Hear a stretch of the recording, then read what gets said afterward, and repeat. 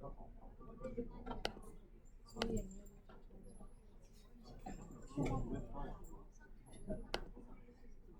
的，上课去读吧。啊？上课去读。必须呀，我这么爱学习的人。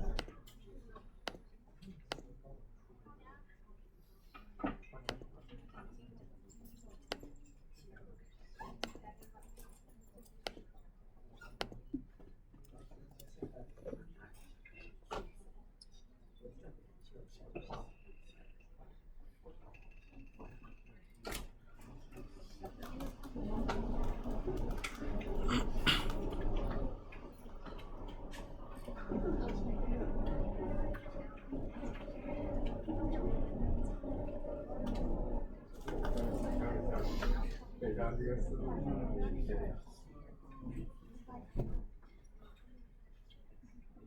反正我会做讲的，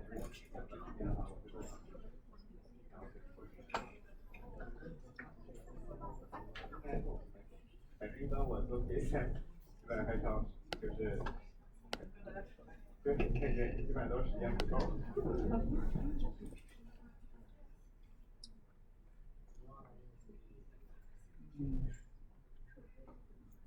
我就是算上人都做，之后也不能好。我如果看你时间上稍微好做点。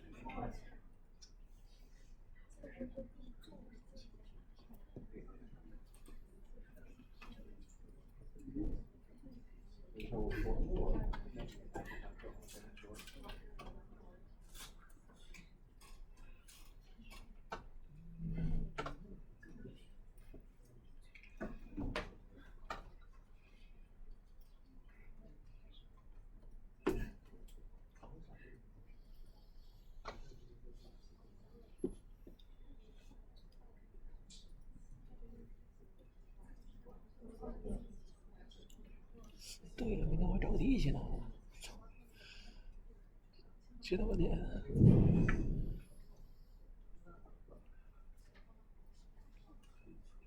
我忘了。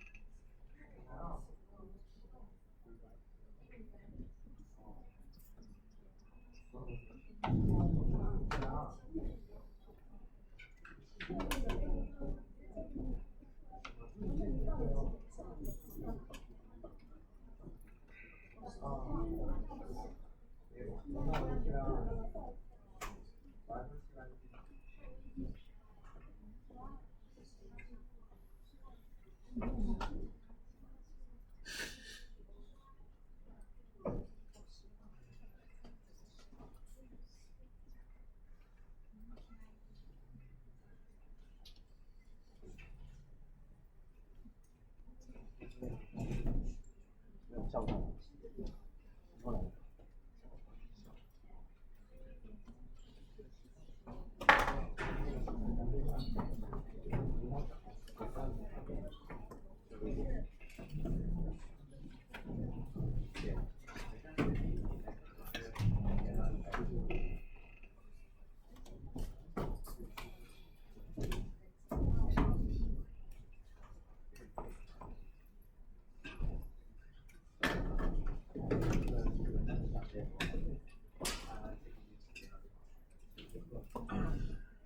Okay, good evening everybody. Apologies that it took so long. For some reason this computer here acts like it's 90 years old, so it's very slow. But we're here. Welcome for the second meeting. I just wanted to start by asking, last week I explained the structure of this course, right? Is everything clear, or does anybody have questions about what to expect? I do realize first it's the first time that you answer these discussion questions. It's all maybe not clear or whatever, but I think after a couple of times things should be really clear. But if you have questions, let me know, yes? So today we're going to talk for the first time about content, really, right? And the title of what we talk today about is the entrepreneurial city, neoliberalism as a setting of urban management, right? Now there's two things in this title. First of all, the entrepreneurial city, so that's about entrepreneurialism of city governance. And second of all, neoliberalism. And we will discuss how these two relate to each other, right?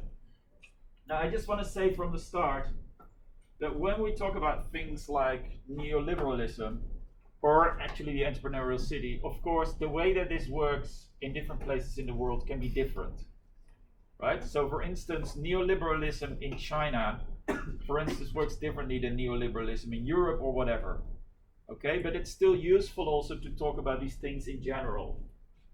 So one of the things that we will reflect on a little bit is how is this different in different places? Now, I just wanted to start quickly. I've asked you to read 3 texts. I just wondered, were they difficult? Difficult. Were they all difficult or some? All of them. Okay, I just wanted, so for instance, the first text from The Guardian, that's an English newspaper, right? So that's written by a journalist. So at least that should generally be sort of accessible. Maybe some things in there are a little bit different, but difficult, but in itself this one should be accessible. Now the second text by David Harvey, that really has sections that are really, probably you cannot understand that, right? And then the third one, I think, has parts which are okay and parts which are not so okay, right? So what we're going to do during, as you will see, and we're going to do that every week, we're going to discuss these texts also literally. So then we're going to discuss what's in them. And furthermore, we're not only going to do that now, we're also going to do that before the test, which, as you know, is already early, right? So that during these meetings, I'm trying to prep you regarding the texts also. So I can very strongly advise you that when we start discussing this text, that you take notes of what I say, because the things that I say are also really the stuff that's going to be asked in a test. Okay? So we're doing it 2 times. The first time now won't be as deep as the second time. So before we have the text, before we have the test, we will go through all the text. Before we have the test, we will go through all the text one more time. And I really suggest, especially that second time, you should really follow what we discussed then, because the questions about in the test are really what we discussed then also. Okay? But don't be too distraught if there's things in these texts when you read them the first time you don't understand. That's pretty normal. Okay? So one remark regarding the discussion questions. How did that go?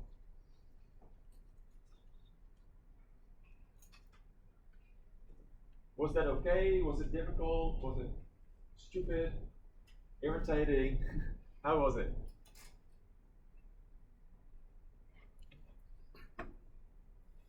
Anybody?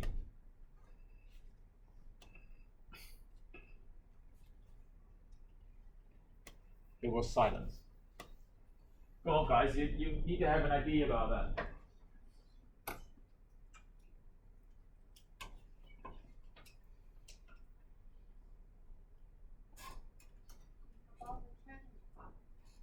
Yeah. Yeah. Okay, understand. So there's detail. Yeah. So for instance, this part is what are these things? Of course, I discussed that last time, and then it was on the slides. But then when you need to do it yourself, it's different again, right? So a challenge really, it's not a question. A challenge is a statement. A challenge is something where you say. So for instance, when I'm now, I just said like, okay, I'm going to discuss all these texts. Then in week 7, you could tell me like, well, Bart, you told us that you were going to discuss all these texts, but you didn't. That's the challenge, right? You challenge something that somebody says. So for instance, in the text by Harvey, Harvey says that since the 1980s, city governments have become entrepreneurial, right? You could challenge him and say that's not true, it already started in the 70s. Or you could challenge him and say, well, actually, I don't think that's true in some cities, but other cities not. For instance, this city is not entrepreneurial. So challenges is trying to, in a way, fight what somebody is saying by challenging what he says. Okay. So just as an example, I picked out one answer. I told you last time I'm not going to go in detail. I'm not going to respond to your questions, and also not because it's a lot, but also these are more like study tools for you guys. It's a way of thinking like, okay, how do I think about this text? But I just gave this is as an example. I got a lot. You could all see what everybody sent in the discussion, right? But I really know some people sent one question per text, and then one was a question of interpretation, one was a challenge. This is, and also quite some of you just sent questions. So it's just a list of like 9 questions.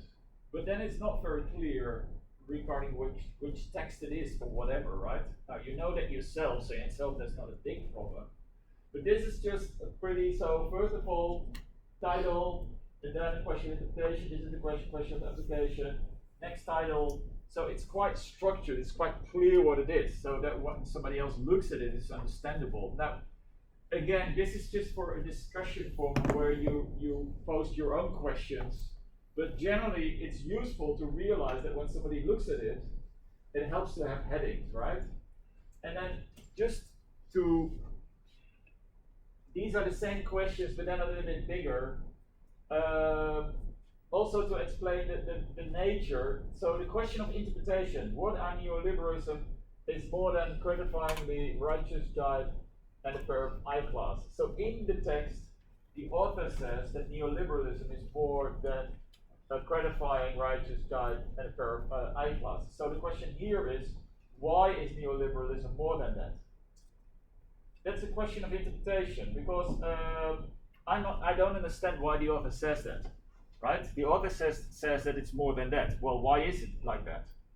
So that's a good example of a question of interpretation.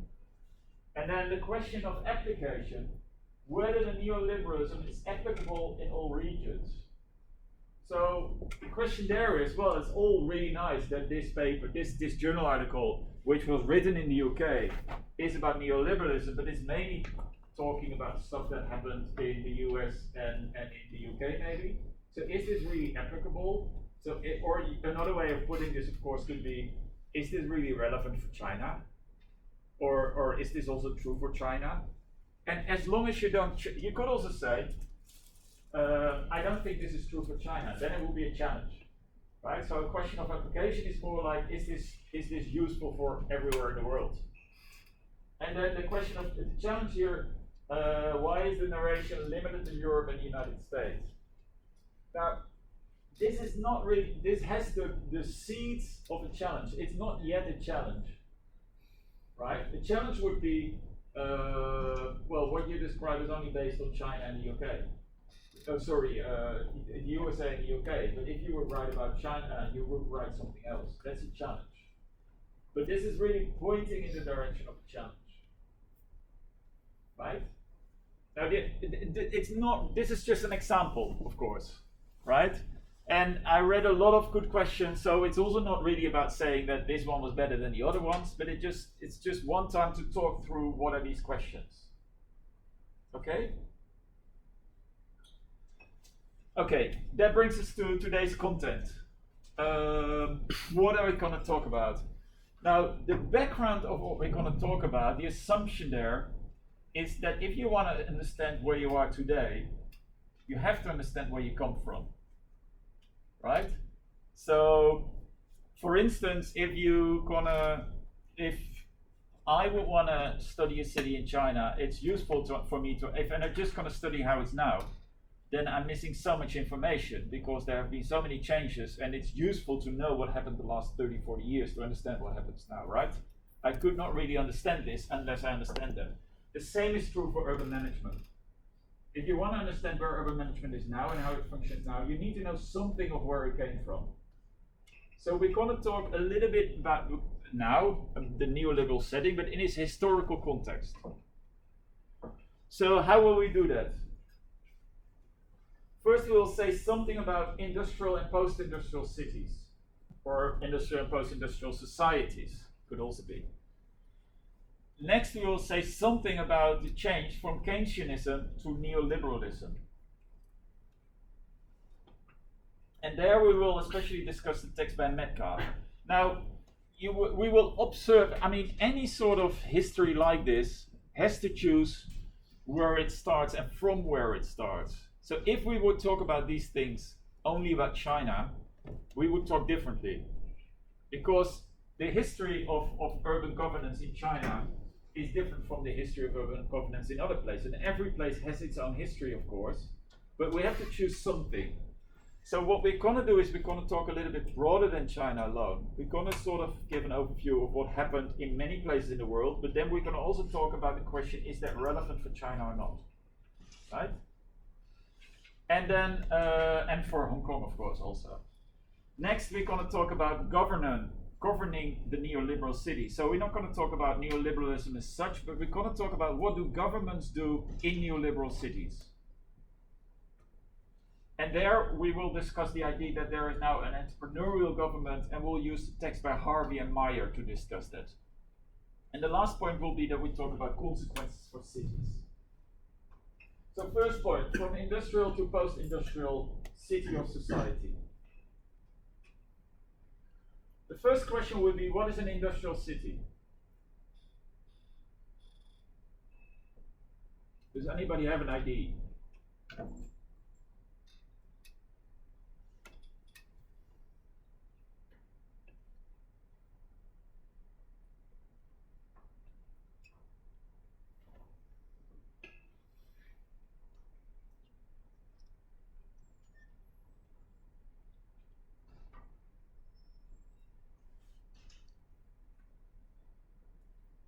Anybody?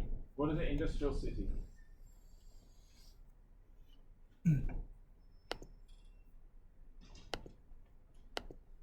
By the way, you will notice that I'm extremely patient. So if nobody says something, I'll just wait. We focus on some special area in the city. It's focused on a specific spatial area in the city. Yeah. But what does it mean if the whole city is industrial? What is an industrial city? So not just that there is industrial areas in the city, but how could we say that a city is an industrial city? Almost rely on industry. Yeah, so it mostly relies on industry. What does that mean, to mostly rely on industry? Can we make it a little bit more precise? Harbin. Sorry? Harbin. Northeast. Northeast Harbin. So Harbin would be an example of an industrial city. Why do you think that Harbin is an example of an industrial city?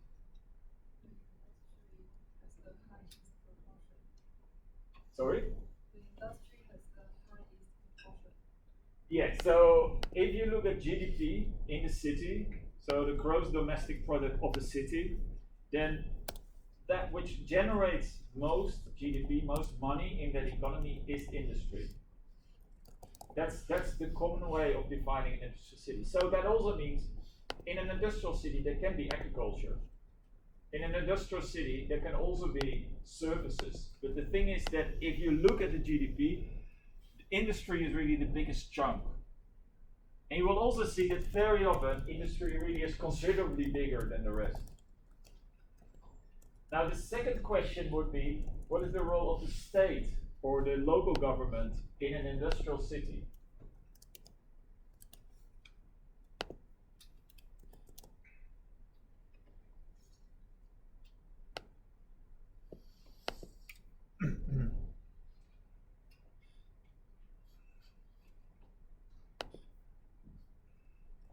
Just think about Harbin. What does the mayor do? Prevent environmental pollution. Yeah, so first of all, try to manage the bad things, right? Try to diminish pollution. Yeah, it's a very good example. What else does the government or the mayor do there? Maybe. Sorry? When the industry transfer another kind of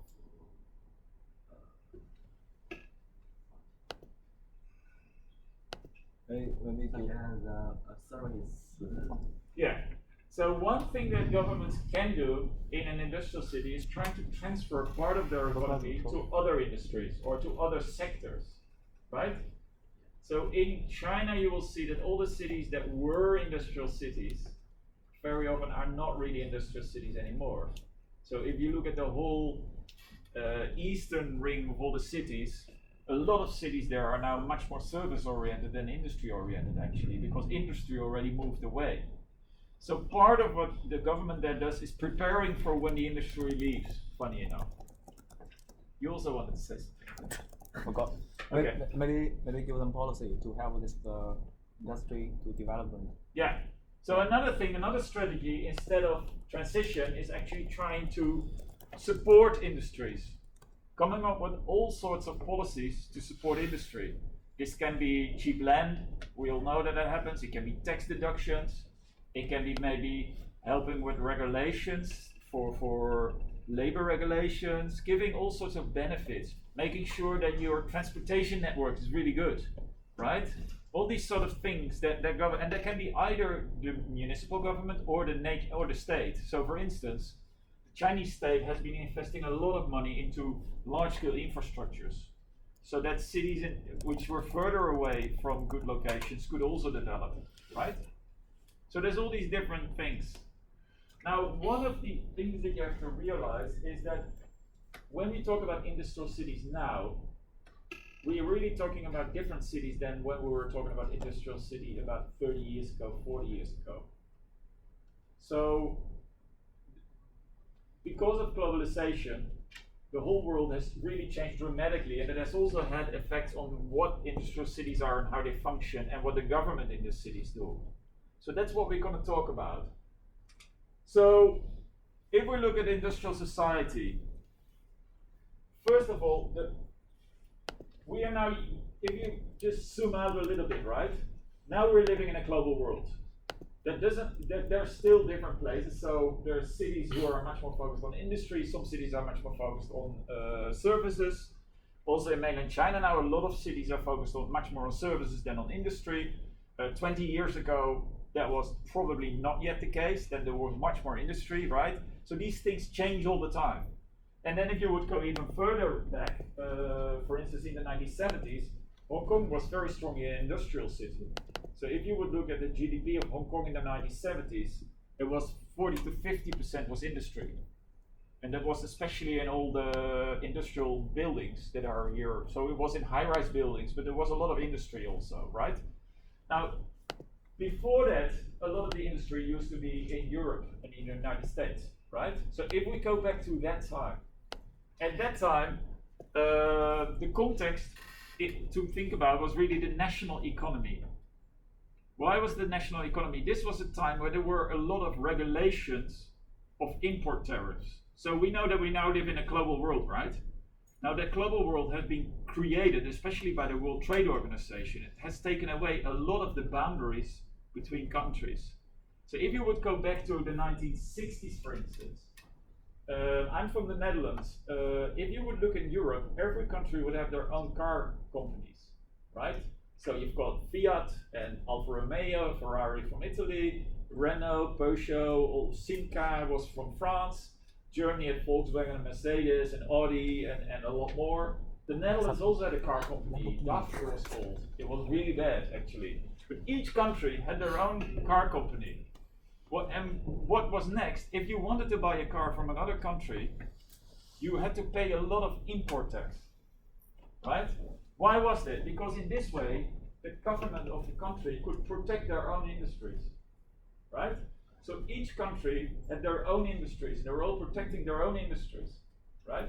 So in that sense, there was not much less competition between countries.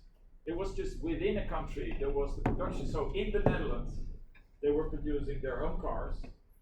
Philips, which is now an international company, used to be a light bulb company for the Netherlands. And each country had their own light bulb companies. Each country had their own telecommunication network, its own post office, postal network. Everything was local within the national economy, right? And there were all these tariffs to stop transnational exchange, right? So if in the Netherlands if, for instance, you produce a car in the Netherlands and you produce a car in Germany and the same quality, then the Dutch car would be cheaper in the Netherlands and the German car would be cheaper in Germany. Because as soon as it would cross a border, it would get more expensive, right? So what happens when you take away those trade boundaries? So say the World Trade Organization comes and it makes governments, these governments all make deals to level the playing fields, they call it, right? So what happens then? Well, what happened in Europe is that everybody found out that Japanese cars were much better and much cheaper than European cars. So the French cars and the Italian cars, for instance, their metal was always really bad. They were always rusting. You could not park them outside because there would be a hole in the car directly. The Japanese car had really good paint, right? So in the 1970s, 80s, everybody started to buy Japanese cars at once because they got rid of these tariffs, right? So that's sort of how globalization worked. Now, what happened before that? Before that, there was an industrial society in the Netherlands where all the goods for the Netherlands were produced in the Netherlands and Dutch people bought those stuffs, right? Now, that in itself, that works really well. And then, of course, how does a company make money? By producing a lot, right? So as long as this country just produced all the cars for its own citizen, it was good. But you need one thing if you produce cars, you also need people that can buy those cars, right? So for the capitalists in the Netherlands, for instance, they had an interest in the fact that people in the Netherlands had enough money to be able to buy a car, right? Otherwise they couldn't buy a car and then they couldn't mass produce cars.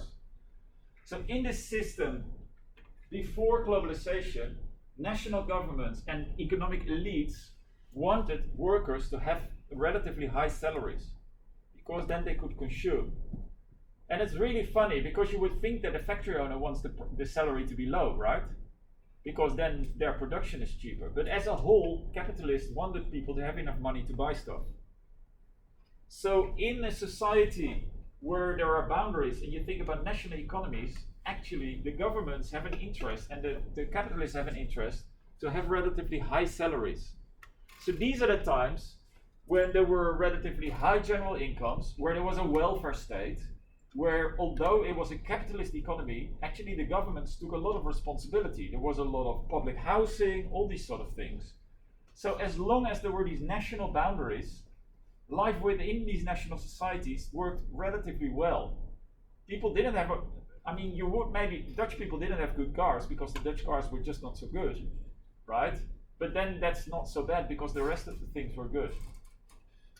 So what you see at that time is that the government and capitalists supported general welfare. So the industrial cities of those times are cities, funny enough, where the government takes responsibility for the general welfare of people. And that worked pretty well. So it was relatively high equality. There were, of course, some rich people. There were capitalists that had a lot of money, but everybody had reasonable amounts of money. And there were not a lot of very poor people at that time. So although the absolute material wealth maybe wasn't so high, everything was relatively well off. In a capitalist society, an industrial city. So that all changed really dramatically in post-industrial society. Now, what is a post-industrial city? If we extend what we talked about before. I think the post-industrial city is the manufacturing process is automation, and we need less labor, but more robots. Yeah. So one of the things with the post-industrial city is that the amount of labor is lower, right? But if the production, the industrial production still generates the highest GDP, it's still an industrial city. It's just a high-tech industrial city, right? So to really call it a post-industrial city, it means that the service industry, the tertiary sector, needs to be bigger than the secondary sector, than the industry. So in the post-industrial cities are cities with a lot of headquarters. Take, for instance, a city like Guangzhou. Up till even 15 years ago, there were mainly a lot of factories. So the Suyang New Town, the whole town that they've been building with all the skyscrapers, that's only there since 12 years, 13 years. So it's very recently in a city like Guangzhou that the city government really started to push office buildings, and they actually Guangzhou has not been that successful either in doing that. So a lot of these buildings are relatively empty. So a post-industrial city is a city which is not about industrial production, it's about services, right? So what is the role of the government in a post-industrial city? Well, I think they maybe they have to launch more policies that can attract more high quality people into this city Yeah. to help with the high tech industry. Yeah. So if you want to have service industries, you need people that work in service industries. They cannot just be laborers who have little education. You need to make sure that the education level is good, right? And plus, you cannot just educate people. It takes a long time, so you're going to attract them from elsewhere. So city governments are going to compete with each other to attract the best labor. They're also going to compete to attract banks. They're going to compete about all these things, right? And just as an example, Hong Kong has been competing for ages, especially with Singapore. Every time they were comparing themselves with Singapore. Also a little bit with Shanghai, but especially Singapore. They were always worried that businesses would leave for Singapore, right? So this is typical for governments in a post-industrial city. They're really focused on competition. So how did that emerge? The post-industrial society emerged really because of World Trade Organization, and the World Trade Organization that took away all these boundaries, these trade boundaries. With that emerged something that is called a TNC, or a transnational corporation. Now the way that we think about companies now is that they're transnational. So think about something like Apple, right? As a company, it's an American company, right? It's registered in US, but the vast majority of people working on products produced by Apple are actually not in the United States, right? So what is happening in the United States, do you think?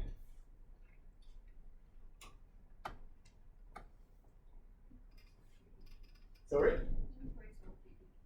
Increase of GDP, yeah, partly. Actually, because there's increase of GDP in many places now.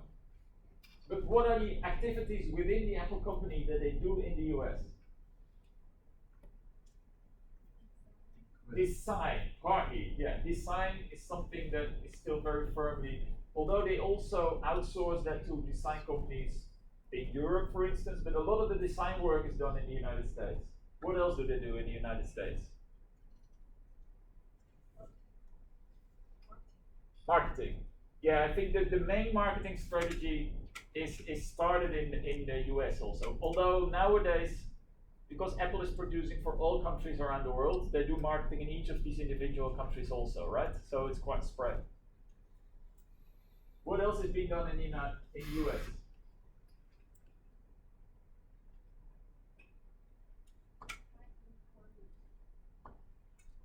Yeah, for what? Actually, the amount of people working in the US is not that high.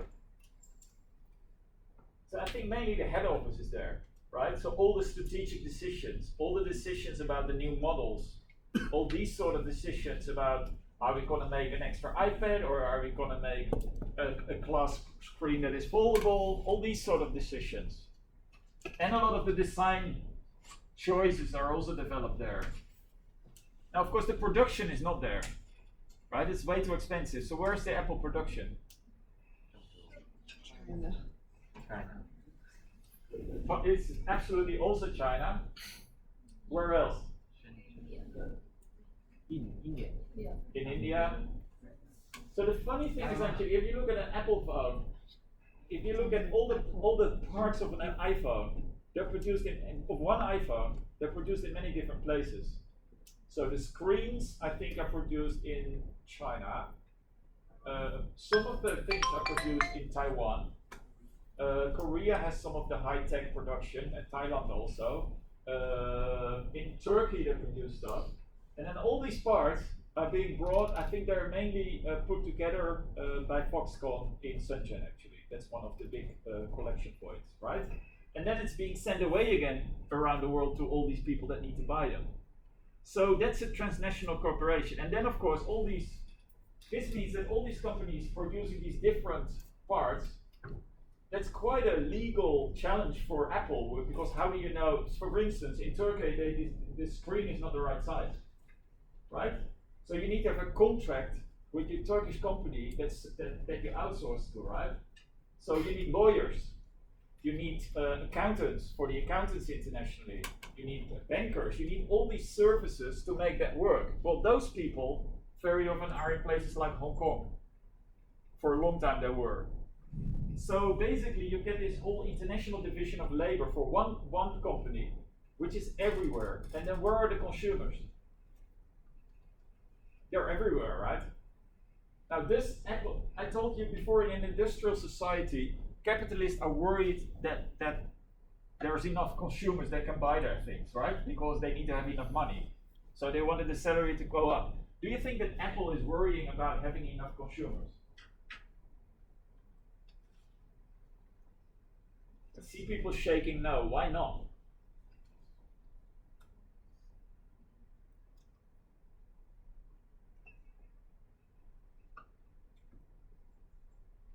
Why would Apple not worry about consumers? So what you need, then you have to buy. Yeah, that's one thing.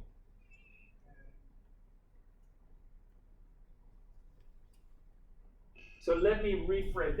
I totally agree with you. So one of the strategies of Apple is they lock you in. Once you know, I've got my my laptop and my phone, and then it gets really irritating if you buy another thing because it's all the same thing, right? So you're locked into this thing, and then they want you to buy a new phone every year, which will be really stupid because it's way too expensive. So I tend to have phones like this one is 4 years old and has like cracked screens and. But if you don't do that, if you do it as Apple wants, you're spending and spending and spending, and then you need new software, and then there's this and that, you know. So in itself, they're not so worried. They create a market, they lock you in. Another thing, Apple, there's so many rich people in the world, and they're all consumers.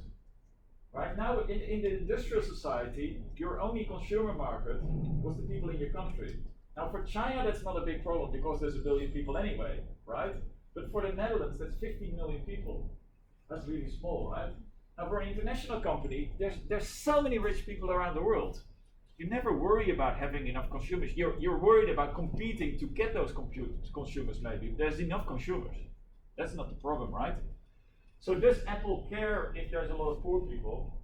It doesn't hurt their business, right? So in the industrial society, capitalists didn't want to have too many poor people because everybody needed to buy a car. Apple doesn't want everybody to buy an iPhone. They just want a lot of people to buy iPhones. So they don't feel any responsibility in their business model for poor people, for instance. And you see it on the prices. Apple phone gets more and more and more expensive, right? They just and there's so many rich people, they just keep paying and paying and paying. So it's actually a smart business model. And you see the same with things like Remova suitcases. Get more and more and more and more expensive because in the whole world there's people that want those silly suitcases, right? So in this new economy, because the whole world is a consumer and because you can send everything everywhere and because you can, through contracting, arrange everything well, then you don't have to worry so much about if there's poor people in countries. So the interest of capitalists in equality, in economic equality, has totally disappeared. So what does this mean? There is now an international division of labor, where in different places, in different cities, people have different types of jobs. So it used to be that production was also being located in the United States and in Europe. That all went first to China and to Brazil and to Russia. And of course we know now in China already it's moved away from the East Coast into the inner areas and to Vietnam. And already in China the government is starting to be worried about that the labor is getting too expensive, then stuff moves away again. This is something that will continue and continue and continue and continue. So, and then it will move somewhere else. So that also means something, of course, for the operation of city governments in these places. So what does this mean for cities? That basically it comes with a breakdown of welfare states. So I told you that in a national society where industrialists want people to be consumers, there's an interest in a welfare state. Now, under globalization, with so many consumers everywhere, there is no interest in a welfare state anymore. So around the world, you see that welfare state arrangements are broken down. So for instance, if you look at public housing, around the world, the amount of public housing that there is now is a tiny fraction of what used to be. Apart from Hong Kong, it's, I think, the only place where there's still a lot of public housing. The place in in the United States, there was never so much public housing, but you see that a lot of these state services are being broken down. And at the same time, of course, rich people get richer and richer and richer, and companies do better and better and better. But it leads to an enormous economic inequality in cities, right? So that is generally what relates to a transformation from an industrial to a post-industrial society. That relates to neoliberalism, or to define it differently, the idea that everything is competition. Now, my first question is, what is neoliberalism?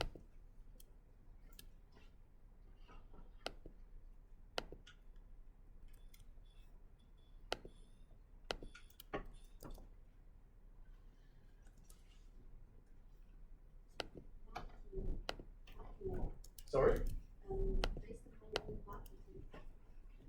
It's something based on the market or marketing. Liberal market. Yeah, so it's an approach that emphasizes the liberal market. What else? Yeah, it's an approach that wants a reduction of the influence of government. Absolutely. What else?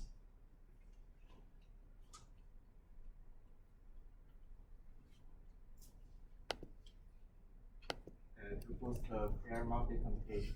Sorry? To boost a fair market competition. Yeah, so in the rhetoric of neoliberalists, they say that leaving things to the market is good because the market is fair. And the market will result in a competition, and then the outcome of the competition is fair. So what neoliberalists say is that actually the market will result in a fair society. Right? What else?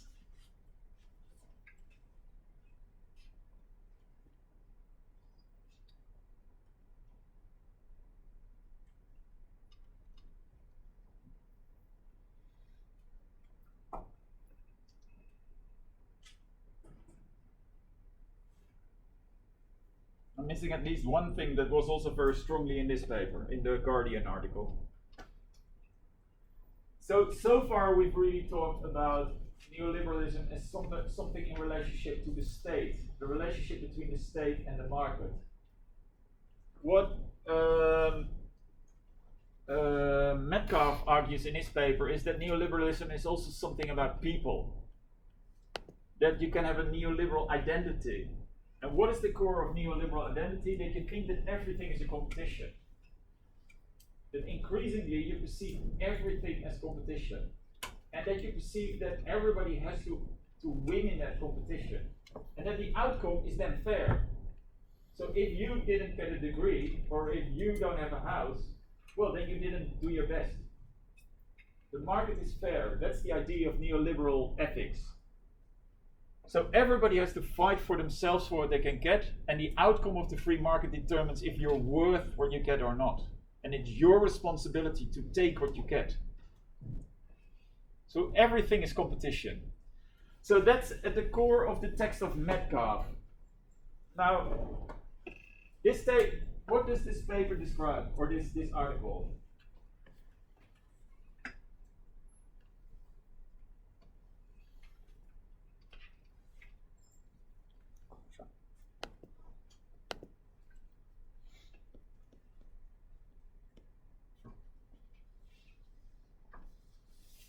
What is it about?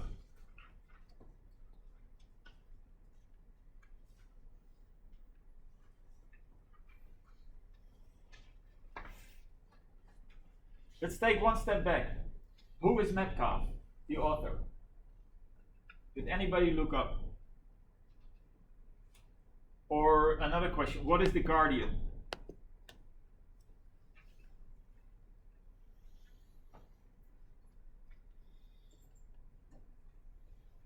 I think author seems against the spread of neoliberalism and quite somehow left critical view. And he thinks that liberalism is somehow harms the humanity, harms the harmony of the society. And he thinks that people should somehow give back to family, and they should not just care about themselves, and they should contribute to the society and have a somehow better welfare system. Yeah. So this article is about neoliberalism, and especially it gives a history also of neoliberalism, discussing the history of von Hayek and then how he met Keynes, and it's just information, basic historical information, right? But I totally agree with you on the back of it, and not so implicit, quite explicitly, he's very critical of neoliberalism. He's saying that a lot of the problems in society now are the result of neoliberalism. He's literally saying that the emergence of Trump in the United States or Brexit are the result of neoliberalism. Without neoliberalism, Trump wouldn't have been a president, right? And you have to imagine that in the United States or in England, for left-wing people, Trump is the worst of the worst of the worst in the world, right? So that's a very bad thing. So, and you also have to realize this author, Metcalf, he's an American journalist from New York. And I totally agree with you, he's critical, he's very left-wing, and although increasingly his position is not that left-wing, I think increasingly people in Europe and the United States, I don't know about China, they really feel that neoliberalism is something very bad. So he's not, if you would have written it 10 years ago, probably people would have thought like, that's very left-wing. Nowadays people are like, yeah, that's true, right? But I chosen this as an article to read because it just gives a good background of how neoliberalism emerged historically. Now, one other thing that's really important about this journal article is that he really stresses that neoliberalism is not only a new model for the state, but it's also a new model for people, for how people relate to each other. And that has to do with nowadays everybody perceives everybody as a competitor, right? Okay, I'm gonna talk a little bit more about it through a couple of slides. So first of all, this is what I wrote down about his paper. So partly it's just a historical description. It's hard to read this, right? It's partly. It just describes the historical basis of neoliberalism. Von Hayek, Reagan, Thatcher, these were people that introduced neoliberalism. And he sees it partly as an attack on the welfare state and a defense of pro-market policies. He also explicitly says that neoliberalism is a tool by companies to get rid of all sorts of government regulations, right? It's because of neoliberalism, company owners got much richer. So if you look at the emergence of the 1%, really is directly related to neoliberalism. But he also says that neoliberalism is a new way of thinking about human beings. Human beings as only being in competition. And also about having individual responsibility for how your life is. Now, what would be the alternative? Before neoliberalism, people, for instance, would very often say that, well, it's not only what you do, how you end up in life, it's also about the circumstances in which you live, right? So if the economy in your country is really bad, you can do whatever you want, but you're never going to win. Right? So it's not you who's responsible alone for the outcomes, it's the society that has a responsibility so that your outcome is good as well. Now that sort of idea that society is responsible for what happens to you is totally obliterated by neoliberalism. It's taken away.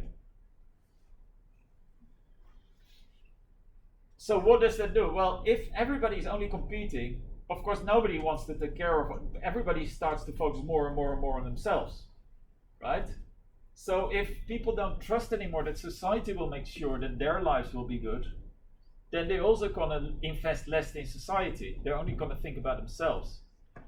So, and what happened with neoliberalism especially is that in the United States and the US, left-wing parties like the Democratic Party in the US and Labour in the UK, that they partly helped neoliberals to get rid of government regulation. So as a result, a lot of people in the US and the UK lost their jobs, lost their welfare provisions.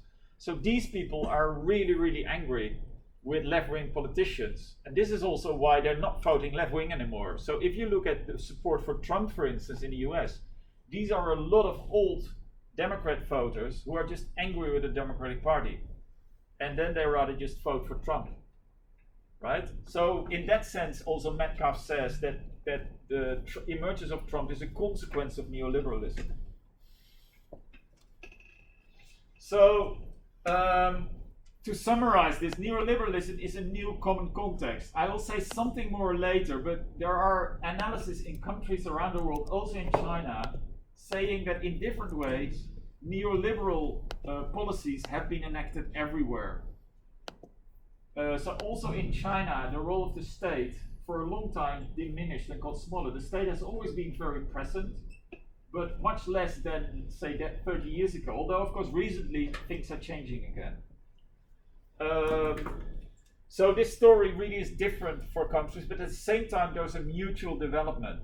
So between 1918 and 1970s, there was increasing equality and this is especially about European societies, increasing equality through Keynesian economics. And neoliberalism rolled that back. Now here I'm going to go very quick because of time. So this has to do something with assumptions of how the state should operate. And Fritz Scharf, he's a professor from Germany, he said that there's basically 4 ways in which groups of people can relate to each other. One way is sort of anarchistic. Everybody just tries to win. No, but there's no regulation, everybody does what they do. That's the first method. The second method is negotiate agreements. So some groups in this anarchy will get together and say, let's work together. So that's a negotiated agreement, but only amongst a couple of people. The third way is decision by majority vote. You get together as a group and you say, well, we all have our own interests, let's just do a vote, and whoever wins, wins.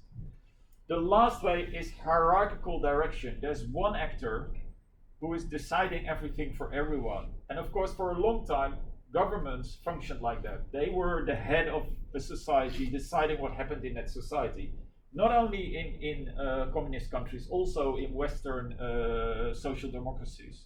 The state was very present, had a lot of influence. So how did that state operate? It operated according to what is called a rational model. So if you're a state and you need to decide for a society, how do you do that?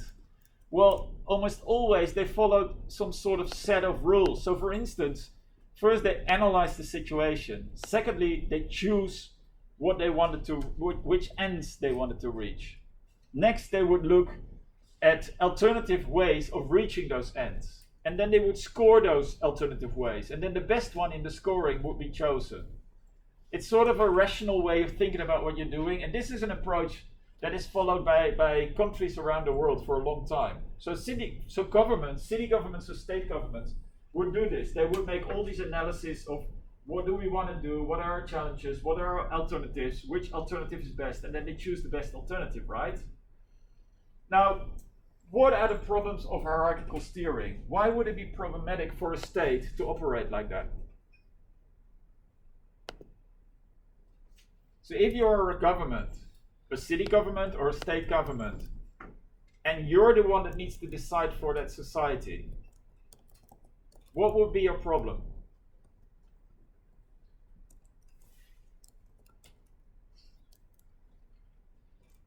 Social conflict. Sorry? Social conflict. Yeah, there would be social conflicts. Why would there be social conflicts? The rich people is getting richer, and the poor will be poor. Their is right. Yeah, so what you would have, if you're a government that decides that actually there's different groups in society, right? And these different groups have different ideas about what the government should do. So if you're the government making a decision and you're doing something that's good for the rich people, then the poor people are angry. If you do something that's good for the poor people, the rich people are angry. So you can never win in a way, right? So that's quite difficult. So it really means you need to have a lot of legitimacy, a lot of support as a government to function well. And as soon as people start to generally be unhappy about you, people get really angry a lot of times, right? So these are just, so hierarchical steering, first of all, it works really well in a situation of growth. So imagine a situation where China has been for the last 30 years. In that situation, steering from above is relatively easy. So for instance, the Chinese government has built this fantastic high-speed rail system, right? That was relatively easy because there was a lot of money. With growth, there's a lot of money, you can invest that money, you can do a lot, and then you can do a lot for a lot of people. So you don't, when there's growth, you don't have to make difficult choices, right? So generally, in a setting of growth, hierarchical steering works easily. Now, why is this? There's so many people that want to do things. I mean, so for instance, in a Chinese city, as soon as a city would build houses, the houses would be sold. There's so many people that buy. So you can basically, as a government, it doesn't matter where you build, it will be bought anyway, right? In an economy where there's no growth, there's not a lot of demand. So if you buy something that's not so good, people won't buy it. So as long as there's economic growth and the economy works really well, hierarchical steering by a government is relatively easy. Wherever you develop something, people will go. Wherever you do something, people will buy it, right? However, if growth diminishes, then effectiveness becomes problematic. If the growth diminishes, that means that you need to do something good, and otherwise people won't take it, right? So then you have to be much more careful. Now there's two problems that you're being confronted with in that situation. Your first problem is information. You need to know what people want, but how are you going to know? So in a country like the Netherlands, for instance, with 50 million people, how are you going to know what all those 50 million people want? That's of course impossible, right? So your first problem with hierarchical steering is that you don't know what everybody wants. Your second problem is called the motivation problem. If you create a policy as a government and you say we're going to do it like this, how are you going to make sure that people actually will follow you? So for instance, if you're going to say we're going to make a policy, we want a lot of people to move from this place to that place, well, if people don't like you, they're just not going to do it. How are you going to make sure that they will do it? In other words, in a setting of hierarchical steering without economic growth, as a government you need a lot of control and force to make sure that things happen the way you decide. And in very many places, governments don't have that force, so then it becomes difficult. Now, under globalization, these problems really increase dramatically. What happens under globalization? If in a country you make decisions and companies don't like it, they just move somewhere else. If under globalization you make decisions and citizens don't like it, they just move somewhere else. Because everybody can just move. So as a government, your control over people and over companies gets smaller and smaller and smaller. So, and you see that also happening now in the world. People just move away if they don't like something. They move to other places, companies move. If things go wrong, companies move away. And that's of course very worrying for governments, right? So, since the 1970s, you've seen that increasingly people started to realize that hierarchical steering, where the government is deciding what happens, it doesn't work.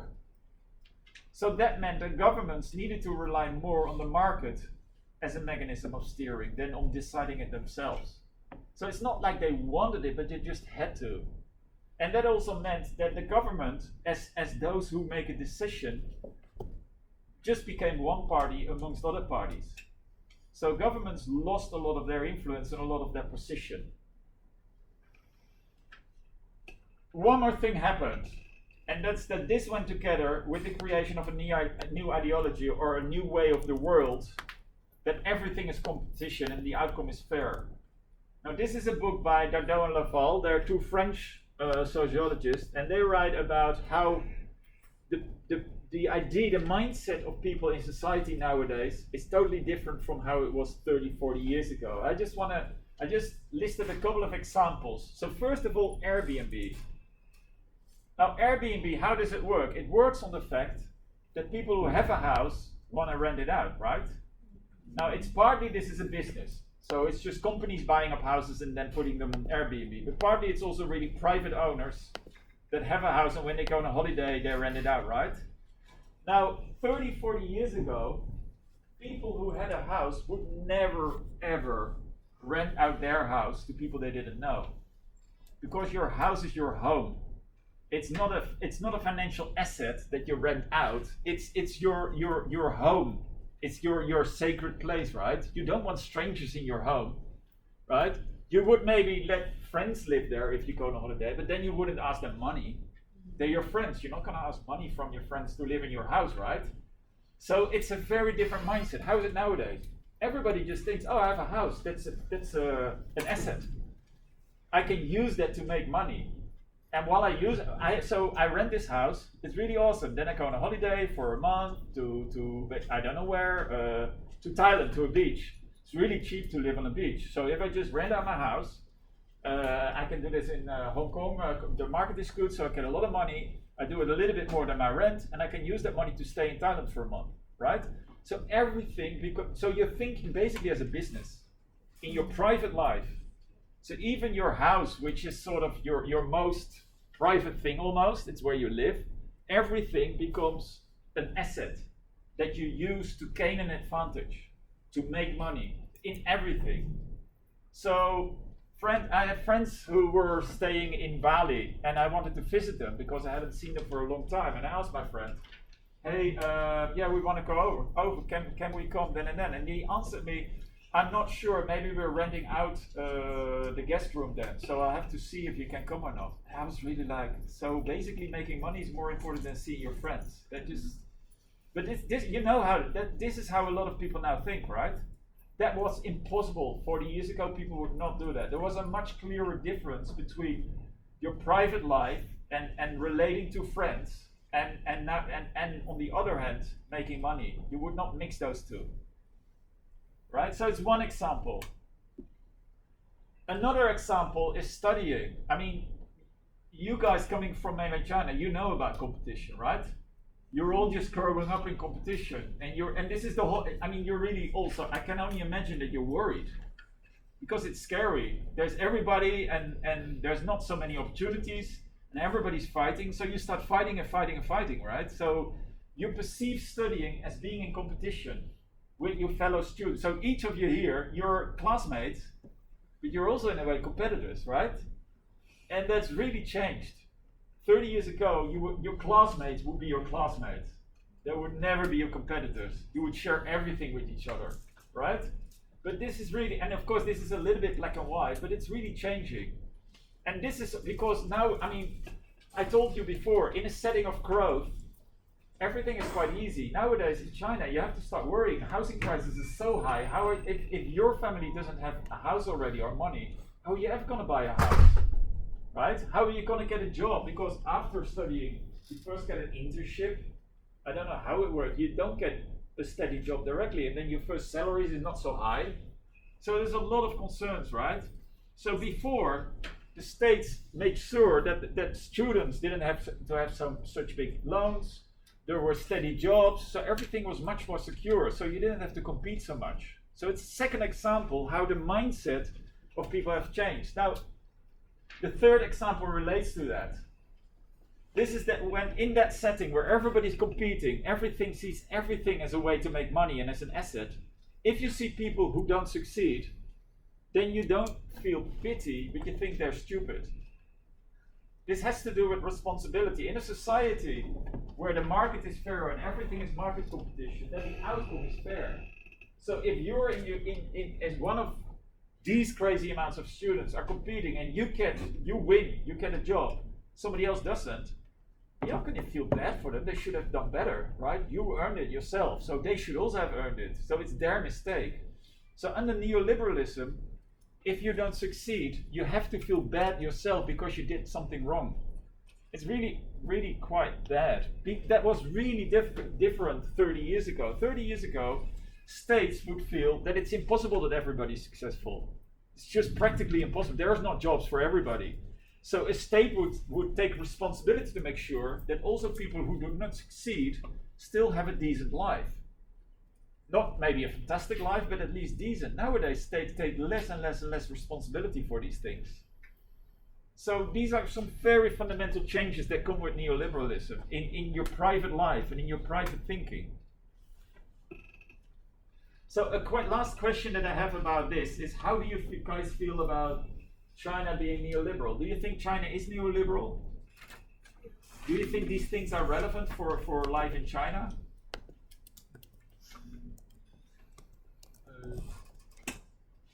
I think that China has already put forward that the economic development should take the market economics as the main body, and the coexistence of multiple ownership economic. And what's more, I think China nowadays is carrying out the reform of state-owned enterprises, which means bringing the state-owned enterprises into market competition. Yeah. So I think China has a trend towards it. Yeah. So one remark, absolutely, the role of the market obviously has increased dramatically in China, obviously. And yeah, that strongly relates to what happens to state-owned enterprises. A lot of them have closed, as you guys also know, and then of course a lot of the people working in those enterprises who felt that they were secure, they lost their security. I mean, there's a lot of potential for that, of course. So yeah, in that sense, definitely. Who else has opinions about, is China neoliberal?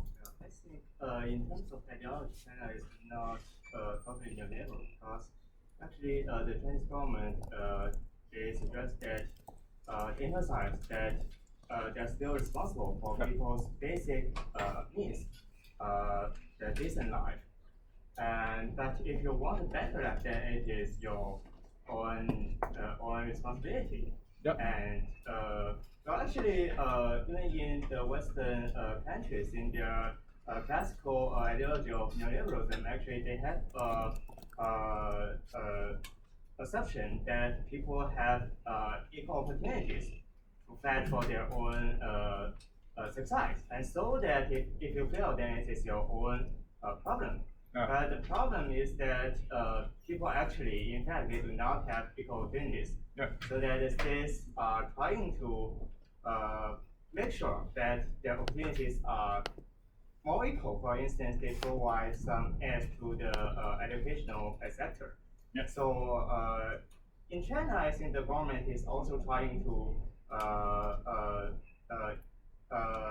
enhance the equal opportunity, but it is not an easy thing. So that we're still struggling. Well, first of all, I think that you're totally right that the role of the state, the way that the Chinese government thinks about that, is very different from how the US thinks about it. For instance, I think you have to make a very big difference between the US and European states. In Europe, the state has always also felt that it's responsible for at least maintaining a minimal level of life for people, and also in Europe, countries basically have seen equality not as an outcome but as a process. Or sorry, the other way around, not as a process but as an outcome. So in Europe they want equality as outcome. So if there's not equality for a long time, in Europe there would be all sorts of measures to make equality better. So for instance, if you look at the taxation system in the Netherlands, I think rich people pay 60% tax. That's a lot. And then it's actually, I think, more than in China. And it's progressive. So poor people, and the changes are quite low. So that if you're richer, you really pay a lot of money back to the state to make equality work, right? But it's true that the Chinese government takes a lot of responsibility to areas where other neoliberal states don't do that anymore. And I think in that sense, each of the countries are different, right? But it also moved more towards the market. Now, there's a really good book. So this is not, there's actually quite a lot of discussion about this. So this is a book by a relatively young political scientist from Sun Yat-sen University, Li Chuang. It's called The Idea of Governance in the Spirit of Chinese Neoliberalism. So he is describing economic transformations in China in the last 30 years, and he's arguing that although the Chinese state still has takes a lot of responsibilities that other countries might not do, at the same time you can only understand what happens in China by looking at it through eyes of neoliberalism, and especially he uses the word governance to talk about that. Now, governance has to do with the fact, normally we were talking about government, right? Government is the authority of the state or the municipality. Governance is the decision making together with others by the state. So governance is the fact that increasingly the Chinese state leaves part of its decisions to other actors in society, or it talks with other parties. So this author is arguing that if you look at China through eyes of governance, which is a very neoliberal practice, then actually the Chinese state is really good at that. And it's happening a lot. One other thing that I want to say, I think it's very hard to say something in general about China because things are changing. So if you talk about China now, it's really a different China from even 5 years ago. And I think that the state recently is really moving back into a lot of areas where 5 years ago, 10 years ago, the state was leaving things relatively alone, right? So what the state takes as its area of decision making or whatnot is changing. The same is happening around the world. So if you look at the policies of Joe Biden at the moment, he is investing he's making a lot of programs with a lot of security checks for workers, for instance. So he's introducing a lot of these new laws. If you see what happened with COVID, around the world, governments have been investing so much money into defending COVID. That's cost a lot of money, right? So, and COVID is also really showing that we need states. So under neoliberalism for a long time, there was this idea like states are almost not important anymore. Well, COVID very clearly shows that if you don't have a state, there's a problem. And even it also shows that if you do have a state, there's still a problem in many places, right?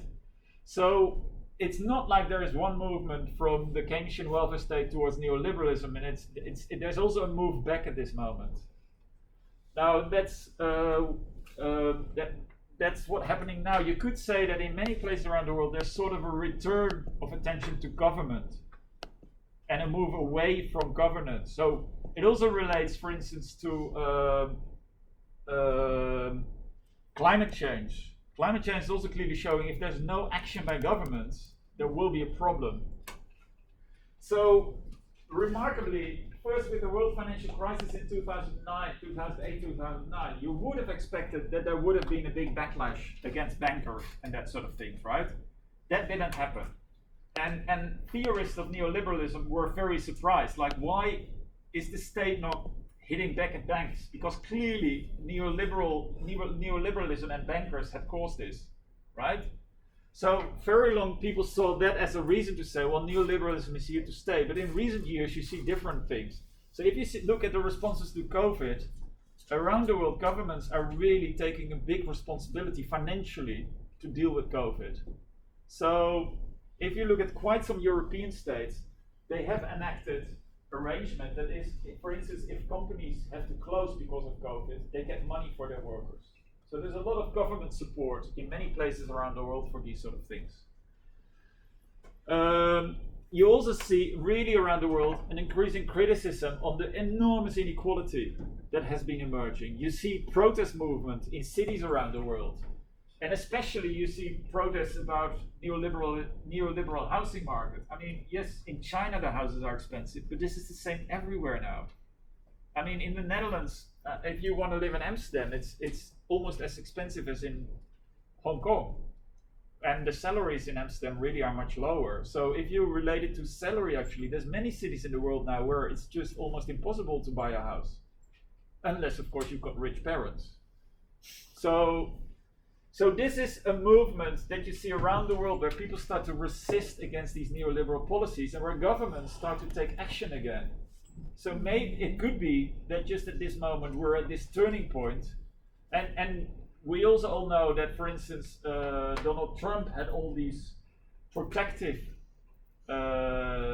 measures to protect the American market for all sorts of bad political reasons, probably. But you see increasingly that states start to protect economically their economies again. Europe also does that. The European state starts to protect certain areas of its market. So where for a long time, along neoliberal lines, we went for globalization and more open economies, there now seems to sort of a tendency to close off things again. And that relates to a bigger influence of the government as well. The last thing about that is this book. If you haven't, I guess a couple of you have heard about this. If not, Thomas Piketty, he's French, so you should say Thomas Piketty. And he wrote a book called Capital. And as you might know, the big book by the famous book by Karl Marx is also called Capital. So it's quite ambitious to call the book Capital.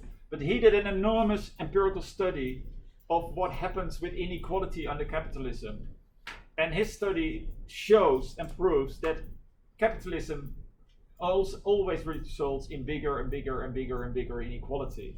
So he's really being used as the proof that neoliberalism, which is all about market and capitalism, will eventually only result in enormous inequalities. And he has written a really great second book where he analyzes this dynamic for many parts in the world. And in that book is also a big chapter about China, which is actually really good. The only downside is that in the Chinese translation, that chapter is gone. So if you're interested in that, you can buy the book with the Chinese chapter here in Hong Kong still. So it's really interesting. Okay, I suggest we have a break and then we continue after 10 minutes.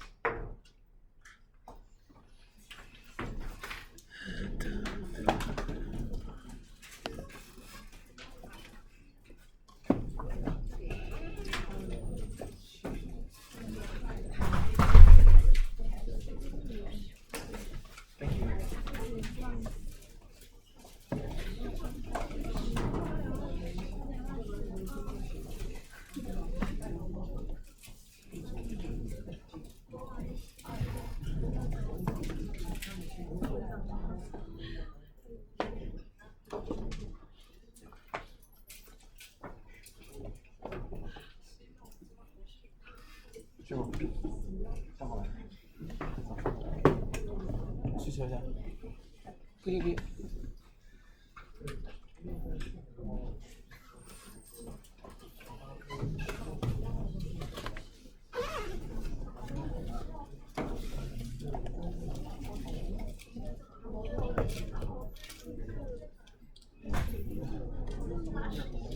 Can I take the photo of the book written by the Lee?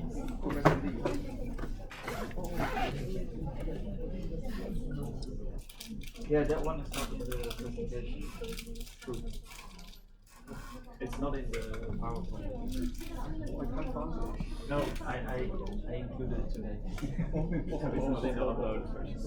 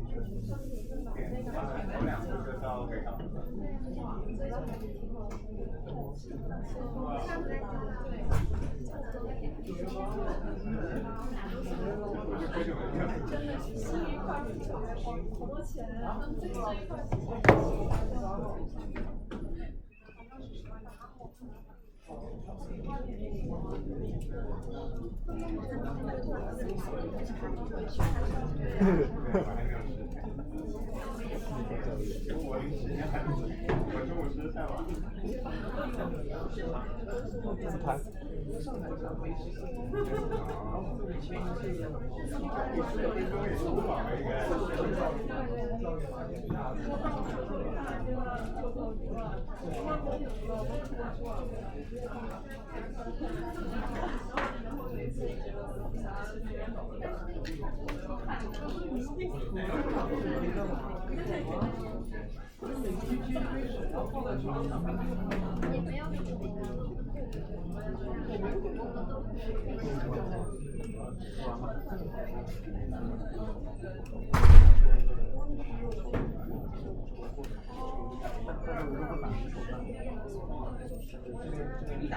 没有更晚了。除非看到真的很喜欢。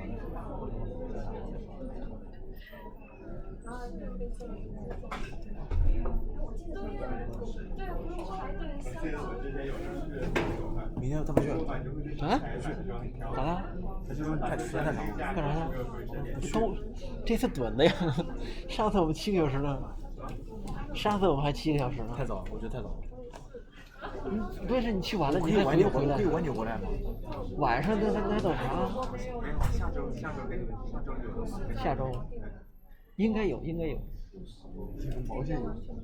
现在每周都有，没事干这帮人。太早了，我就觉得对我来说太早了。你要再晚的话，就回来就晚上了。没自由啊？为什么跟他们一起去啊？不会呀，找地方。路都不认识啊？我知道啊。你认识啊？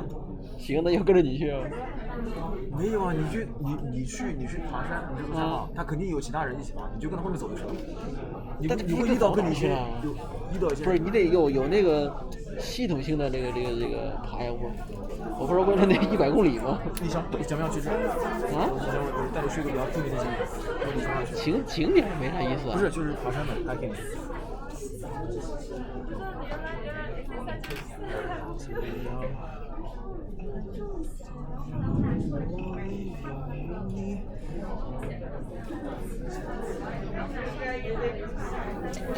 照片太多了，这，你查一下这个。这是在那个屯门那边。哪儿？屯门。你看。非常好看。你要去的话，去这个地方，非常好受。我对景点不太感兴趣。这个山顶啊。是啊。山顶，你爬到山顶去啊？没啥用，就看风景有啥用啊？带女生去看，我看啥呀？你会爬3个小时啊？3个小时。你问老师去不？3个小时。老师绝对可能会去我那100公里那个。你问啊？不是，你可以这样嘛？你把那个打开，把消息打开，就他们在群里放100消息，100。中文不是，现在还没开始呢。你翻译成英文给他看是吧？傻，翻译成英文。那早了呢，还。你以为老师很牛逼啊？你看他这搜索量。老师100公里肯定没问题。9点钟太早了。明年嘛，明年才有呢。我说明天9点钟太早了。都正常都是9点，你不然怎么排？为什么要跟他们一起去？你想想，我们下午、中午或者下午1点，自己去爬也是，为什么跟他们一起啊？你爬不回来了那就。我也会啊。那爬得回来吗？会啊。那你路线就不一样了。路线不一样，我管他们路线，只要能爬不就行了？管他们路线，只要能到地方不行吗？那不一样啊！我们现在为的是这个怎么把这100公里爬完了。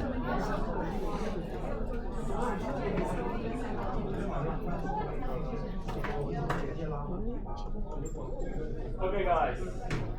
So I told you at the start that we're going to talk about the setting of urban management, right? So this was a lot of economic talk and economic nonsense. So what does this mean for city governments? What does it mean for governance?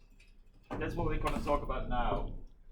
So just to directly start, this text by David Harvey is really at the core of that discussion. Now, I realize this is a complex text, right? And I will also tell you that, for instance, let me say this well. I think the second paragraph you can just skip, right? So from page, the third page, starting with conceptual issues, you can just skip that whole bit. But what's really important about this text is really writing about attitudes of city governments that I think are true around the world. Now, when you guys get a text like this, how do you read it?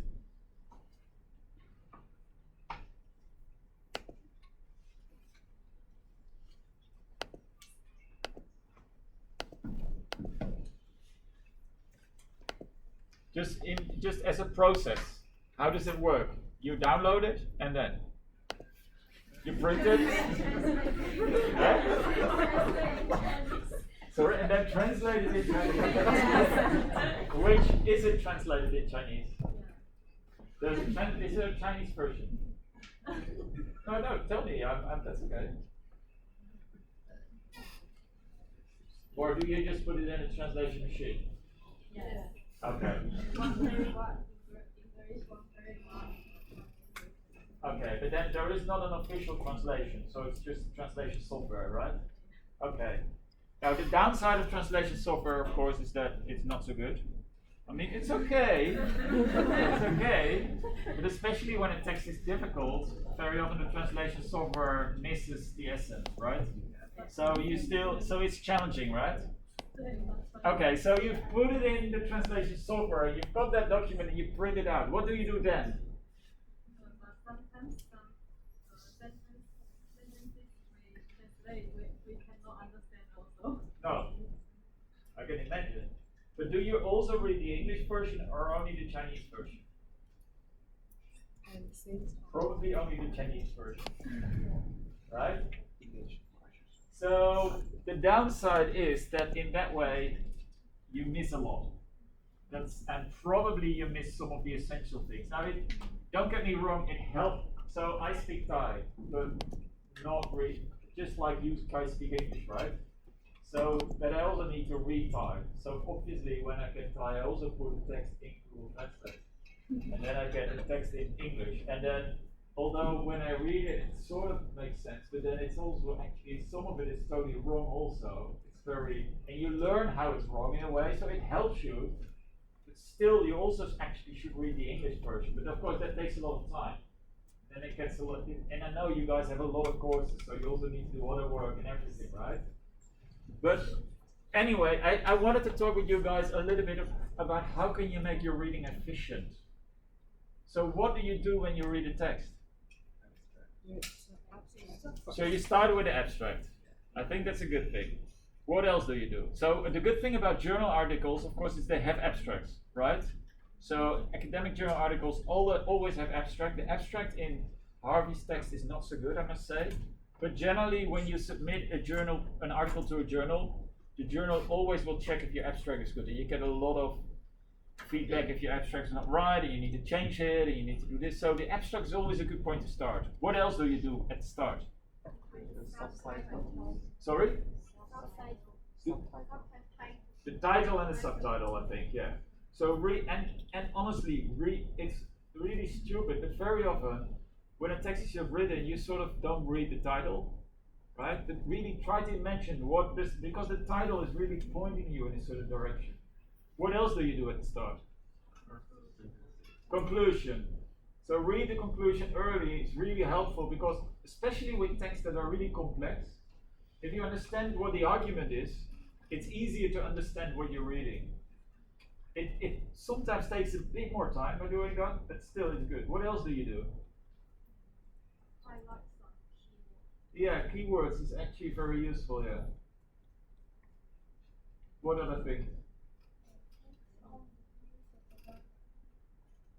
Focus on the views of the writer. I like that. How do you do that? The writer will give some like or like some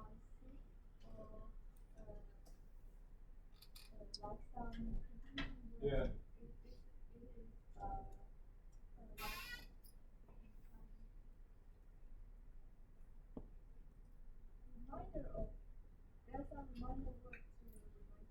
Yeah. So I like that a lot. You have to realize whenever you read something that it's actually, although it's very often scientific writing, it's still an opinion. Right? So you have to be aware of the fact that the author is always present in a text. So because of that also, it's good to know who is the author actually. Right? So David Harvey, who of you has looked up who is David Harvey? Does anybody know who's David Harvey? So he's a geographer by training, but he's one of the biggest Marxist theorists in social sciences. So he's very left-wing, very Marxist, very pro-labor, very anti-capital. Now obviously that's important when you read the paper because he will think from that perspective. And even when he doesn't, sometimes he might say, I think, but very often he will just write down things like, obviously it's like this and this. Well, he thinks that's obvious because he's a Marxist, right? So to realize the positionality of an author, to realize that an author always has a position, is really important. So the things that I would definitely do, and it sounds a bit stupid, just Google the name or put it in whichever software you want to put it. And just check it. Who is this guy? So that you can just position the paper a little bit better, right? Okay, so what is this paper about?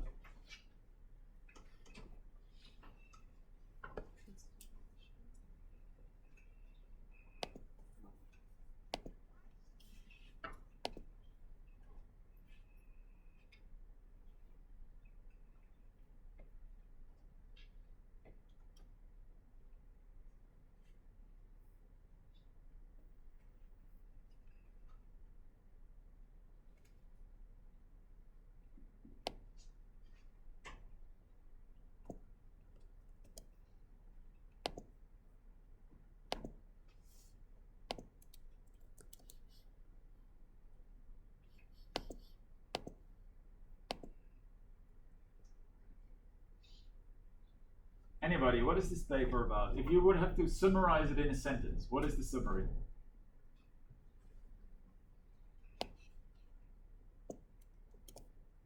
City power ownership. Sorry? City power ownership. The city Power ownership. City power and the last word? Power ownership. Ownership. Yeah, so it's about ownership of city power, but I think it's a little bit more specific. So what is the title? From managerialism to entrepreneurialism, transformation in urban governance in late capitalism. So I think if you would have to summarize this paper in the best way, it would be in late capitalism, there has been a transformation in urban governance from managerialism to entrepreneurialism. That's really the core. So he's focusing on a specific period, late capitalism. So that's basically where we now, that is the time of globalization. And he's saying that urban governance in that period has changed from a managerial approach to an entrepreneurial approach. Right? So one obvious question in the text could be, what is a managerial approach, what is an entrepreneurial approach, and how are they different?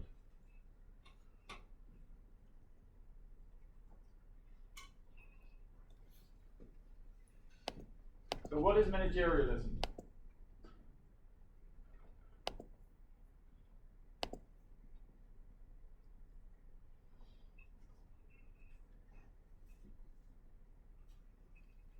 I think it's the public department work together with the private department.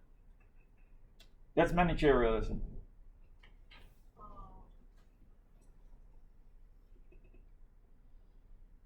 I think it's entrepreneurial.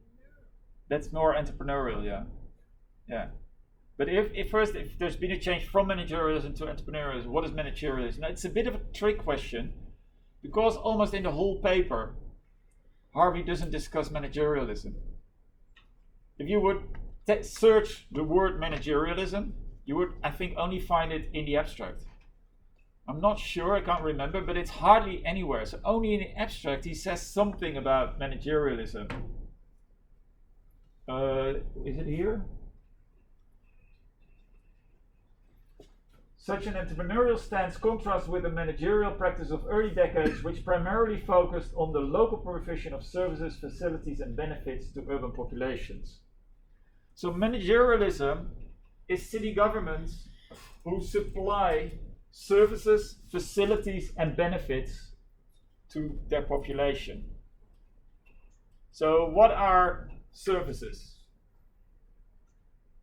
If you supply a service, what is that?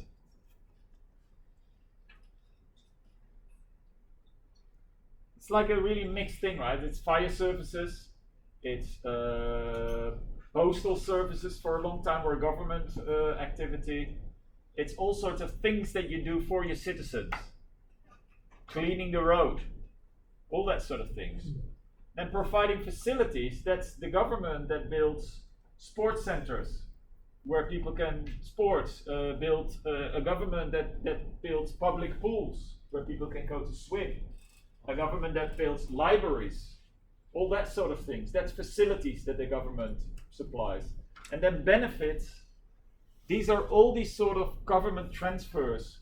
So old age benefits, unemployment benefits. So these are social provisions, money that you give as a government to your people to survive, right? So basically, all these things that the governments did at that time was to manage the system reasonable under industrial circumstances mainly, right?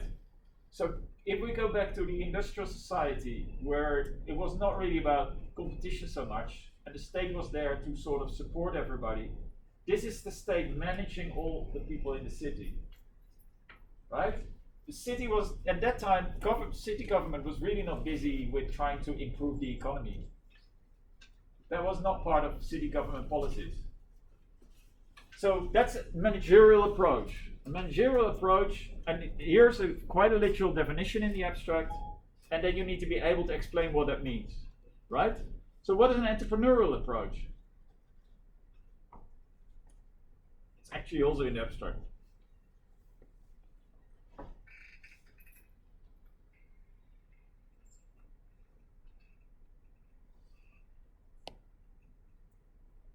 First sentence of the abstract. In recent years, urban governance has become increasingly preoccupied with the exploration of new ways in which to foster and encourage local development and employment growth.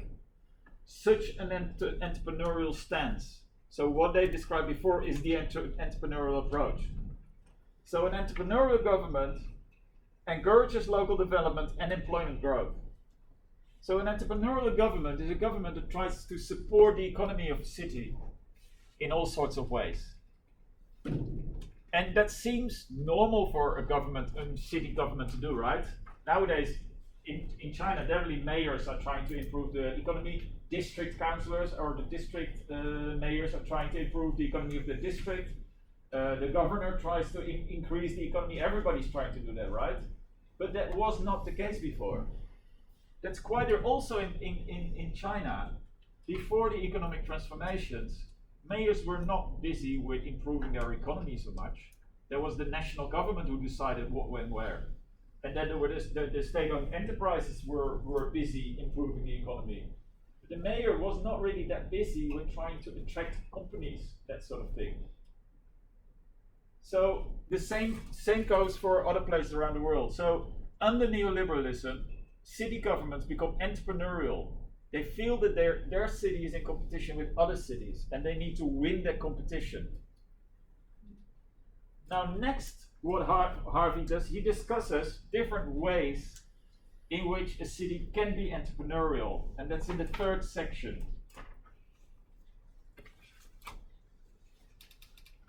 Alternative strategies for urban governance. But these are alternative strategies for entrepreneurial urban governance. Right? So what are these three strategies?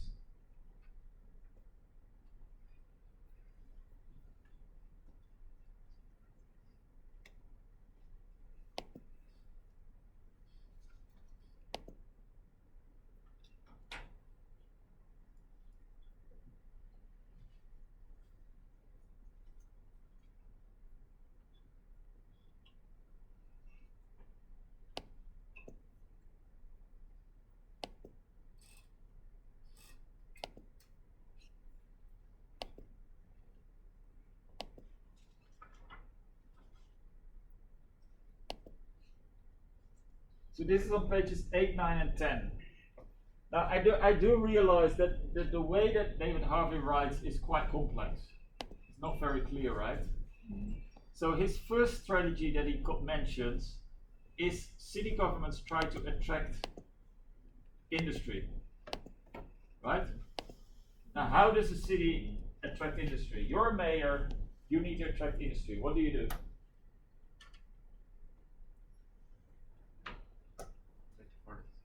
Sorry?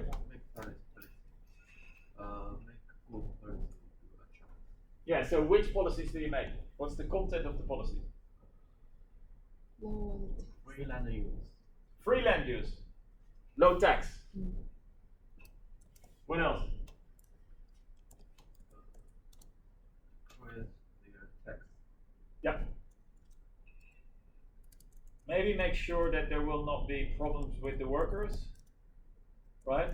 That was especially early when the special economic zone in Shenzhen started. There were all these guarantees for international companies that workers will be cheap and that sort of things. I think also actually developing a good infrastructure.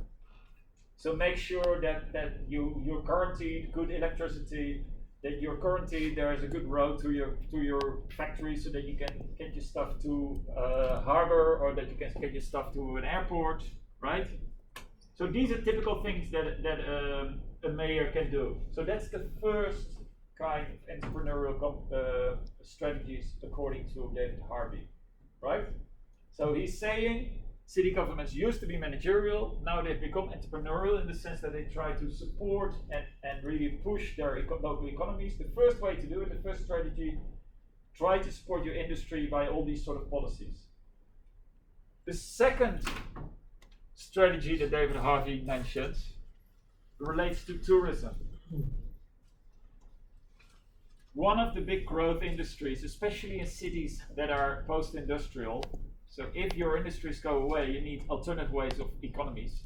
One of the big industries nowadays is tourism for cities. So if you look at a city like Hong Kong, before COVID, the percentage of tourism for GDP was almost 10%. That's considerable, right? Now Hong Kong was a very small city with a lot of tourists, of course, but I think it was the most busy tourist city in the world. But also if you look at cities like Amsterdam, Barcelona, and then in China you also know there's so much domestic tourism, right? If you go to Yangzhou or all these places, there's so many tourists going there, and it's generating a lot of money, right? So how do you attract tourists? What sort of strategy? So that's the strategy. You're a mayor, you need to attract tourists. What do you do? Sorry? Yeah, you want a landmark thing that attracts the tourists. So Hong Kong built, for instance, Disney World. It's a terrible small Disney World. It's really ridiculous, but I mean that was to attract tourists, right? A landmark can also be a museum. A landmark can, so M Plus Museum, which is being built at the moment here in Hong Kong and will open at the end of this year, I think. That's built because the Tourism Bureau said there needed to be that tourists wanted to go to a museum, right? So this is the sort of things that you do. Maybe build really nice architecture, invest in, and also what city governments do, make sure that your image is good. So if you build modern high-rises, or you're an interesting city, so make use of whatever is where you are to sell it, and also to make it attractive to tourists. Then you also do advertising, right?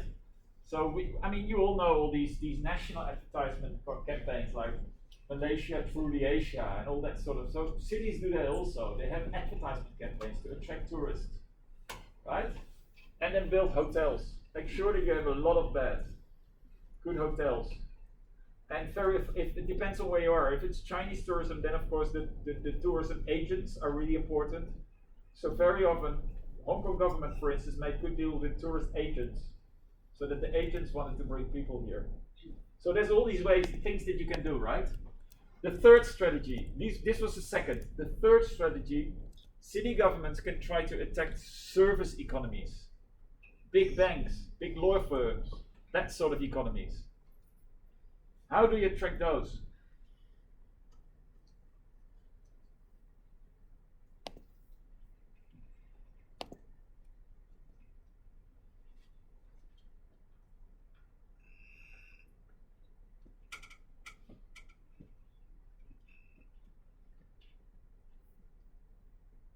What do you do to attract service economies, high level services?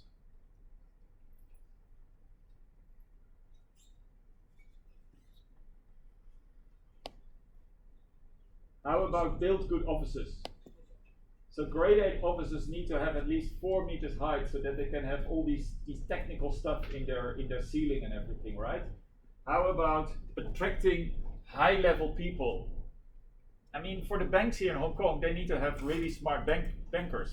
They need to build here. So you want to attract all these creative, really smart, good people so that they can work here. So take care of the workforce. Connect your city to through an airport so that the access is really good. So there's a couple of things like that you can do, right? Make sure that the office space is not too expensive. So maybe subsidize office space even, right? So the fourth strategy that David Harvey mentions is the most abstract. That is David Harvey saying that still under neoliberalism, national states actually provide a lot of benefits to cities. So think about in China, the decision making about the high-speed railway network, right?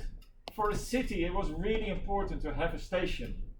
So actually mayors from cities have been lobbying with their governors and also in Beijing to try to get a decision, but Beijing was deciding, right? So to make sure that your national government makes a decision that's good for your city is really important. It could be that in some countries, national government decide on where a new airport will be built. Well, then again, you lobby your government to try to get it in your region because it's good for your economy. So there's still a lot of decision making by the national state that can benefit your city. So that's the fourth strategy. And then the last thing that David Harvey, I'm aware that we're close to time. The last thing that David Harvey then discussed in the latter parts of the paper is that these strategies actually have a lot of downsides. Now in my presentation that's at the end, but because we're almost at the end of the meeting today, I want to go to that thing first now. So where is it? That is here. So these are 3 arguments that Harvey mentions why this can be actually really bad. The first argument, the first downside that he mentions is that these policies end up supporting rich people and being not so good for poor people. Well, why is it? Well, first of all, for governments, for instance, if they want to subsidize industry or if they want to subsidize service office space, or if they want to attract tourists, they need money. Right? These advertisement campaigns cost a lot of money. That money needs to come from somewhere. So very often what happens is that they diminish money on all sorts of benefits. And then they use that money to stimulate the economy. Right? But who's going to make use of that? The workers are not really going to benefit from it. It's actually the factory owners, of course, who benefit, and it's the business owners who benefit, and the tourists, who are very often also richer, are benefiting. So while poorer people in the city are not benefiting because they lose benefits, it's the richer people, very often from elsewhere, that benefit. So the first downside, according to Harvey, is that this increases inequalities, especially for people in the city. A second criticism of Harvey is, and think about the Tokyo Olympics, right? That actually Japan and also Tokyo invested a lot of money, right? And you also know that they didn't want these Olympics, right? All the population said we don't want it. Why? Because there was a COVID risk, right? And it's understandable that people in Japan were worried. But it still was organized. Why?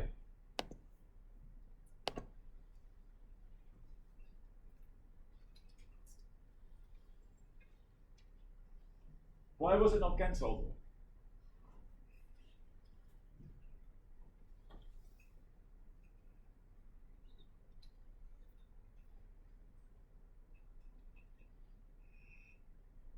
There are big loss. Sorry? There are big loss. Big loss. Yeah, I think so. The Japanese state in Tokyo invested so much money in this thing, right? If it would not go on, they would lose all that money. Even worse, the IOC was threatening to really sue them really badly, and they would have to pay the IOC a lot as well, right? But also they themselves, they invested a lot of money. So it shows that doing these sort of projects, they really did that to advertise Japan and to advertise the Tokyo economy. So it's typical entrepreneurial strategy, right? But it means you take a risk. You invest a lot of money, and if things go wrong, you threaten to lose that money, and it's just gone. So also if you invest, I mean, you said make landmark development. That's expensive. And then if it goes wrong, you lose a lot of money, right? So these governments that are entrepreneurial, well, they start acting like businesses, and business take risks, right? So it also means that it's actually risky to do this. And then the last argument of Harvey is maybe the strongest. The problem is that these strategies can be followed by others. So, for instance, if you're the mayor of Harbin and you give cheap land to a factory, then your next city, neighbor city, will say, well, give it even cheaper. And then the next says, it give it even cheaper. So everybody can copy this. So there's no end to it. So in the end, it doesn't really improve your position actually, but it only results to less and less and less income for states. So Singapore has a Formula 1 race. Well, then Hong Kong wants a Formula E race, and then so everybody. Hong Kong has a has now this small Ferris wheel. It's because of England, the London that had the London Eye. So all these cities are copying each other. One city has a museum, then the next city needs a museum. So this is something that's endless. So for Harvey, these are policies that only benefit the rich actually and not the poor. They are very risky, and they don't even result in something structural. They just result in more and more and more money going to rich people. So it's not a structural solution for the problems.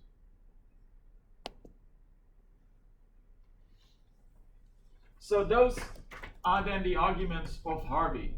So there has been a transformation from managerial to entrepreneurial urban governance. You need to explain what is entrepreneurial and managerial. You need to be able to give the 4 strategies that Harvey mentions, and you need to be able to explain why Harvey thinks this is a bad policy through those 3 arguments. So in itself, that's not so much, right? So we'll discuss that again when we do the literature review, but that's how I would study a paper like this. Just pick the essential elements out of it.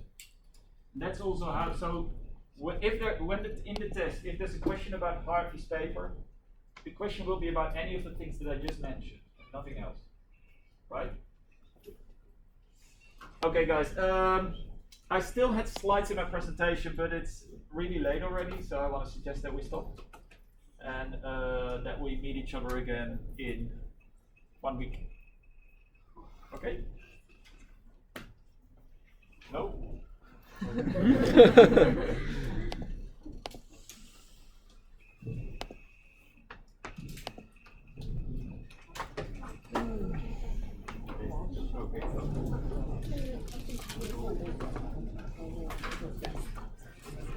再见。